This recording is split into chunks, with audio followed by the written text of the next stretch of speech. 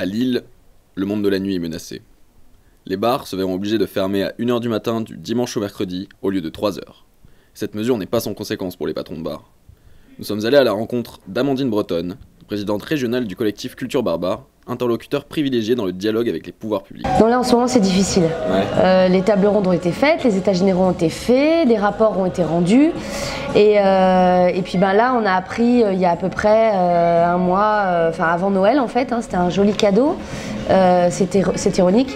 On a appris que d'une part la désectorisation était mise en place, donc je vous rappelle qu'avant les 3h du matin étaient allouées à certaines rues de Lille. Donc ça c'est une bonne chose, nous on en est ravis, vraiment, sincèrement. Après on a eu une réduction d'horaire, donc on passe maintenant du dimanche au mercredi, sachant qu'il y avait le jeudi avant dans la boucle. On a réussi à gagner un peu sur le jeudi, à minuit. Donc c'est vrai que c'est douloureux, pour la profession c'est très douloureux. En effet, de nombreux bars sont dans la tourmente et affichent des bannières avec le nombre d'emplois menacés. L'omerta est même de mise, puisque de nombreux barman n'ont pas voulu nous répondre, de peur d'envenimer la situation face à l'incompréhension qui s'est installée avec la mairie.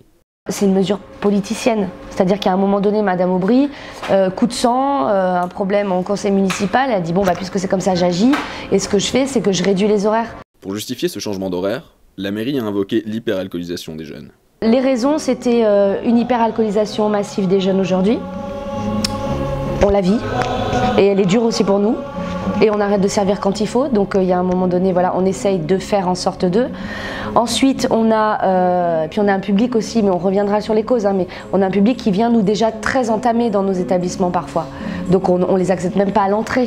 Il y a des soirées où on est chez soi, les doses c'est pas comme au bar, donc il y a il y a plein de choses qui expliquent le binge drinking, mais c'est pas nous seulement. Voilà. Les barman ne se sentent pas les seuls responsables des accusations que la mairie et les forces policières leur attribuent. Ce sentiment est-il partagé par les riverains?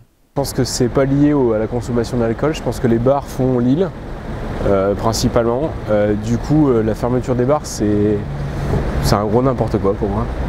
C'est du coup empêcher que les gens puissent travailler correctement. Les bars, ils sont toujours là et ça ne nous empêchera pas de continuer à nous alcooliser, mais c'est les grandes idées de la mairie. Mais les avis divergent au sein des riverains. Écoutez, la fermeture des bars à 1h, moi j'en pense beaucoup de bien. Beaucoup de bien quand c'est la semaine parce que nous travaillons. Moi j'habite tout à côté des bars, juste en face là. Que les gens s'amusent, c'est bien. Tout le monde a le droit de s'amuser, les étudiants aussi. Ils ont bien raison. D'ailleurs, moi j'ai été étudiante moi-même, donc je sais ce que c'est. Mais je trouve qu'il y a des heures quand même pour respecter le sommeil des autres. Comme on le voit, le sujet fait polémique.